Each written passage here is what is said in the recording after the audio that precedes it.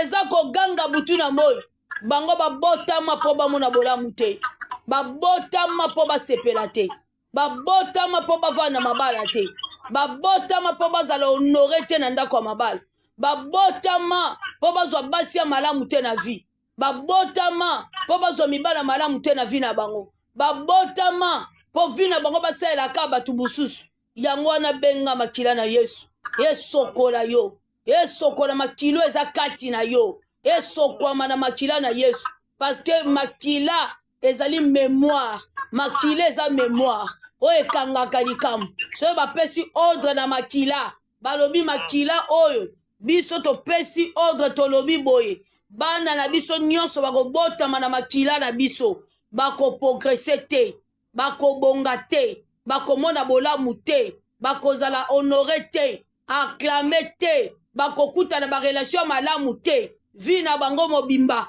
bandokutanaka na barelation ya mabe oyo bandoko etufe bango yango mona na vi barelation mosusu okokozwa na vi ezaka barelation ya nzambe te eza barelation ekomemona épanouissement te ekolargir espace ya tanti na yo te eza barelation oyo ekobloke yo oyo na nzela barelation na vi na yo etikali kaka bongo libela parce que ozwi barelation oyo eza koetufe yo butu na moi ndenge le vendredi saint esprit alobaki na biso alobi biso toboya ténèbre verset biblique ya vendredi na Esaïe 8 verset 23 les ténèbres ne régneront pas toujours mais il faut donc contrôler pe territoire na biso banani tovivaka na bango ennemi na yo nyonso mpo comme nzambe pambolo mama ennemi nyonso avi na yo mpo combattre yo mpo azwa stratégie ya combattre yo eza l'ennemi ya spiritualité eza l'ennemi physiquement il faut azwa bainformation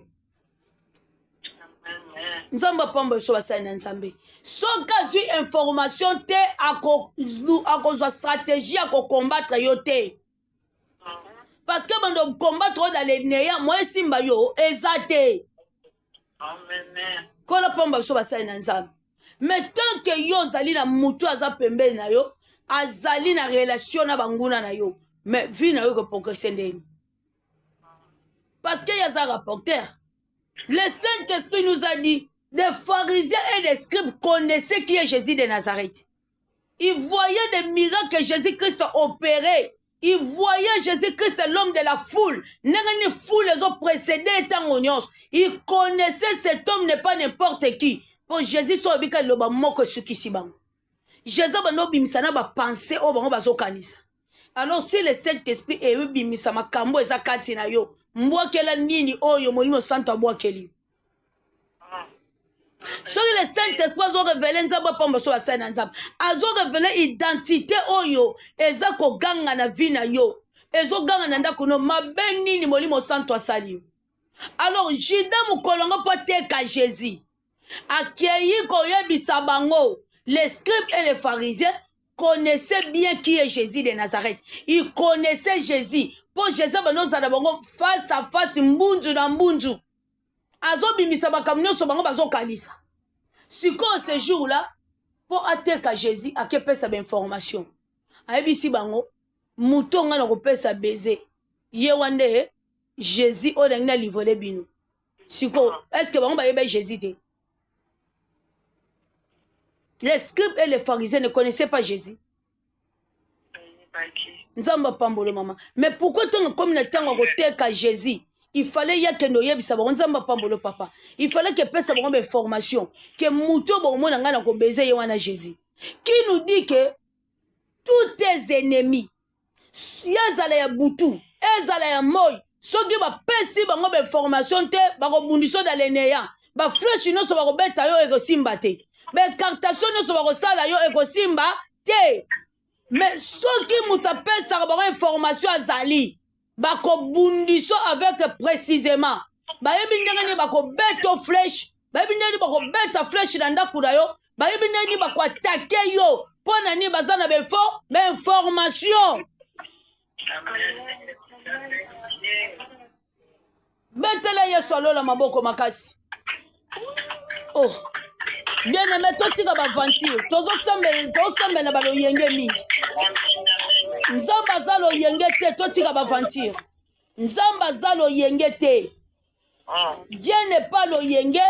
Dieu, c'est une méthode qui délivre l'homme de la captivité. Jésus-Christ est le libérateur. Il est venu libérer les captifs. Kola pambolo mama.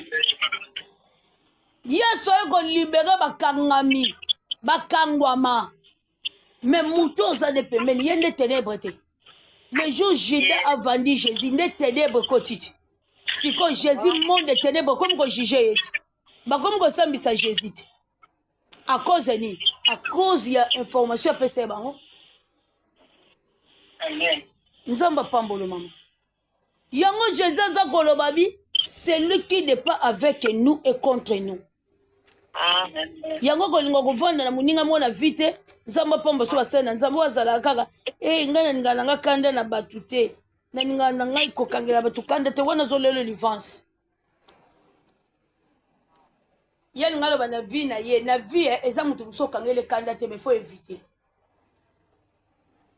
ozona kanda ne te tanke mwana nzambe mais faut ça il faut éviter amen kola pombo so basena nzambe ezate kaka lokwa mutu azosala mabe mutu abundisaka yo yo lokolo sambelaka donc il faut zalaka na ye mutu alukelako kufa mutu akreelako baproblème butu na moi mutu aluka mabe butu na moi na ndako na yo yo il faut alukaka yo kufa yo sikoyo te nga lokwa na sambelaka te moye te na kozalaka kabi Jésus na Matthieu 12 le verset Matthieu 12 natangi na Matthieu 12 le verset 27 à 31. Matthieu 12. Kola pamba soba sana nzambe. Toko takamba mo enseignement.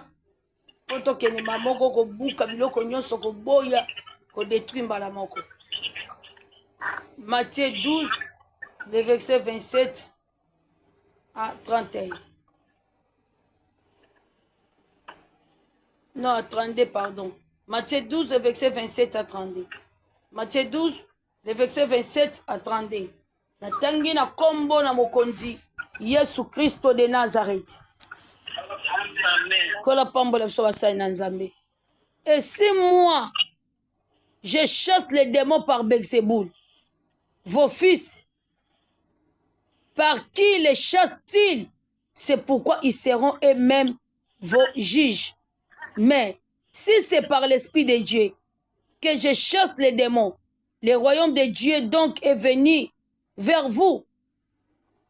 Ou comment quelqu'un peut-il entrer dans la maison d'un homme fort et piller ses biens sans avoir auparavant lié cet homme fort? Alors seulement il pillera sa maison. Celui qui n'est pas avec moi est contre moi. Celui qui n'assemble pas avec moi dispensé. C'est pourquoi je vous le dis, tout péché et tout blasphème sera pardonné aux hommes, mais le blasphème contre l'esprit ne sera point pardonné. Quiconque parlera mal contre le Fils de l'homme, il lui sera pardonné, mais quiconque parlera contre le Saint-Esprit ne lui sera pardonné ni dans les siècles, ni dans les siècles, pardon, ni dans les siècles à venir, ni dans ces siècles, ni dans les siècles à venir. Parole du Seigneur. Parole du Seigneur. Puisqu'on parle qu'il y a des mégas qui se font automatiques dans le ministère, ça c'est la sorcellerie. À la loi au témoignage, parce que tu vas la domination de Jézabel. Tu vas l'identité de Jézabel. Mais il faut y avoir Jézabel sous Kandérini. Jézabel, ne blaguez pas avec Dieu. Il est le même hier, aujourd'hui, pour éternellement.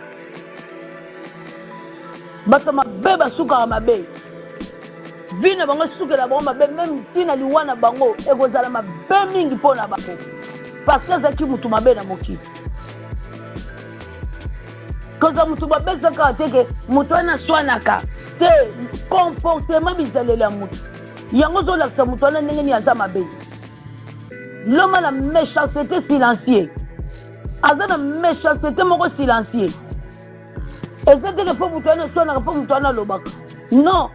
Yo mona mukiba ba vol mieux vendre na muto lobaka ke muto lobaka. C'est plus grave. Parce que muto lobaka atasa na problème a muto a lobamba mo esili. Ana kanda lobe sili. Mais muto lobaka te. Akoza na kanda ya muto avandi ka kimia. Na muto avandi ka kimia. Azo sexa muto mana na ko boma e. C'est très dangereux. Il faut prier de la présence de Dieu parce que la présence de